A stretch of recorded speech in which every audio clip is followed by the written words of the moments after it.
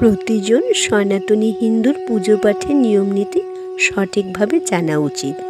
যেমন ঘরে যিনি পুজো করবেন তিনি শুধু একটি বিগ্রহের নয় অনেক দেবদেবীর পুজো করতে পারেন, কিন্তু দুটি শিবলিঙ্গ, তিনটি গণেশের বিগ্রহ পুজোর জায়গায় রাখা অনুচিত।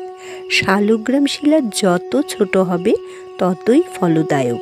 যদি কুশ উপলব্ধ না হয় তবে সোনার আংটি পরে দেবদেবীর পুজো সম্পন্ন করা যায়। মঙ্গল কার্যে সিঁদুরের তিলক শ্রেষ্ঠ মানা হয়। পুজোতে ভাঙা অক্ষত অর্থাৎ চাউল ভগবানকে উৎসর্গ করা যায় না। জল, দুধ, দই, ঘি আদিতে আঙুল দিয়ে দেওয়া উচিত নয়, চামচ দিয়ে দিতে হয়। তামার পাত্রে দুধ, দই বা পঞ্চামৃত রাখা উচিত নয়, কারণ এই পঞ্চামৃত মদিরার সমান হয়ে যায়। আচমন 3 বার করার নিয়ম, এতে ব্রহ্মা, বিষ্ণু, মহেশ্বর ত্রিদেব প্রসন্ন হন। যদি আচমন সম্ভব না হয় তবে কান স্পর্শ করলেও হয়, তাতে আচমনের সমান ফল মেলে। দেবদেবীদের আঙুল দিয়ে ঘষা বারণ। বিগ্রহ বাঁ হাতে রেখে ডান হাত দিয়ে তিলক করতে হয়।